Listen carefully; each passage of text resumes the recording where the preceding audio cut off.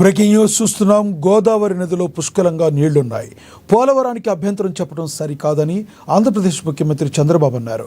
సముద్రంలో కలిసే నీళ్లు ఎవరైనా వాడుకోవచ్చు, నీటి విషయంలో రాజకీయాలు చేయవద్దునని తెలంగాణను కోరుతున్నానంటూ విజ్ఞప్తి చేశారు చంద్రబాబు. రాజకీయ నేతలు పోటీపడి మాట్లాడటం సరికాదన్నారు. అక్కడ ప్రజలు కూడా ఆలోచించాలని, తెలుగు జాతి ఒక్కటేనని ఇచ్చిపుచ్చుకునే ధోరణి ఉండాలన్నారు సీఎం చంద్రబాబు. ఇద్దరి మధ్య విరోధాలు పెరిగి ఆనందించే పరిస్థితి రాకూడదన్నారు. భావోద్వేగాలతో ఆటలు ఆడటం మంచిది కాదని, ప్రజల కోసం రాజకీయాలు చేస్తే మంచిదే. ఆర్టీఎస్లో నీళ్లు రాకుంటే జూరాల నుంచి నీళ్లు తెచ్చి మహబూబ్ నగర్కు ఇచ్చామన్నారు. దేవాదుల కలువకుర్తి నేనే ప్రారంభించా, దేవాదులను మరింత ముందుకు తీసుకెళ్లండి, ఎవరొద్దన్నారు అంటూ చంద్రబాబు అసహనం చేశారు.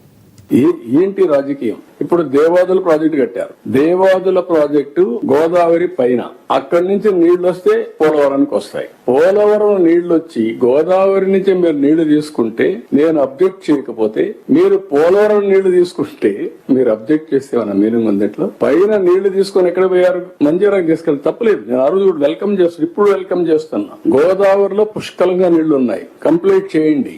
నేను ఈ నీళ్లు తీసుకొని ఇంకొంచెం ముందుకెళ్లి పొదుపు చేస్తే ఆ నీళ్లు ఉపయోగించుకుంటే రాయలసీమ కూడా బాగుపడుతుంది. అవసరమైతే మనకు గాని అన్ని కలిసి వస్తే తెలంగాణకు కూడా నీళ్లు ఇవ్వచ్చు. నాగారి సాగర్ శ్రీశైలం నీళ్లు పెడితే వాళ్ళు కూడా వాడుకోవచ్చు. అవసరమైతే ఇక్కడ మనం వాడుకున్నప్పుడు నీళ్లు మిగిలితే ఏం చేస్తాం? అవసరమైతే వాళ్ళు కూడా వాడుకునే పరిస్థితి ఉంటుంది. దానికి పోటీ పడి మాట్లాడడం ఏంటంటే నాకుండే ప్రజలు అర్థం చేసుకోవాలి. మీరు మంజీరాకి తీసుకున్నప్పుడు నేను వెల్కమ్ చేశాక తప్పలేదు. దేవాదులు ఇంకా ముందుకు తీసుకెళ్ళండి. నీళ్లు తప్పే ఉన్నట్లు ఉండేది. ఏదైతే కృష్ణాలో నీళ్లు తక్కువ ఉన్నప్పుడు పైన కడితే ఇంకా నష్టం. అది ప్రొటెక్ట్ చేసుకుంటూ కృష్ణా డెల్టాని ప్రొటెక్ట్ చేసుకుని గోదావరిని అనుసంధానం చేసుకోగలిగితే రాష్ట్రంలో ఇబ్బందులు లేవు. ఇప్పుడు నిన్న చూస్తున్నాం రాయలసీమ లిఫ్ట్ ఇరిగేషన్ ఏంటి, దాని మీద ఇవన్నీ ఉందా? దాంట్లో మీనింగ్ ఉందా? వీళ్ళు చేసిన పని మీరు చూస్తే ఎంత ఒక అబద్ధాన్ని 100 సార్లు చెప్తే నిజమైపోతుందని ఇష్టానుసారంగా మాట్లాడతారు. వీళ్ళు ఏం చేశారు? 5/5/2000 జీవోఆర్టీ నెంబర్ 203 3,525 కోట్లతో రాయలసీమ ఎత్తిపోతల పథకానికి అడ్మినిస్ట్రేటివ్ శాంక్షన్ ఇచ్చారు. ఒక అతను తెలంగాణ అతను 15/5/2020 ఎన్జిటికి వెళ్లారు. 20/5/2020లో ఆయన ఒక ఆర్డర్ ఇచ్చాడు. ప్రాజెక్ట్ ని మీకు ఫీజిబిలిటీ రిపోర్ట్ ఉందా, అనుమతులు ఉన్నాయా, సబ్మిట్ చేయమని అడిగాడు. అది ఇచ్చే వరకు మీరు స్టే అని స్టే ఇచ్చాడు. 37/13/7/2020 మళ్ళా వీడు పోయి అడిగితే దానిపైన పాక్షిక సవరణ ఇస్తూ ప్రాజెక్ట్ నివేదిక TDR DPR పిలవండి, టెండర్లకు పిలవండి చెప్పారు. దాన్ని అడ్డం పెట్టుకుని మొత్తం వర్కే స్టార్ట్ చేశారు.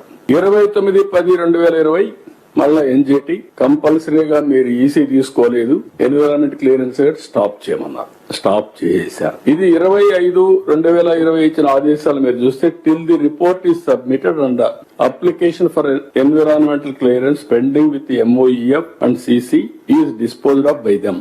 The state of Andhra Pradesh is directed not to proceed with any work on ground in the guise of preparation of DPR for this.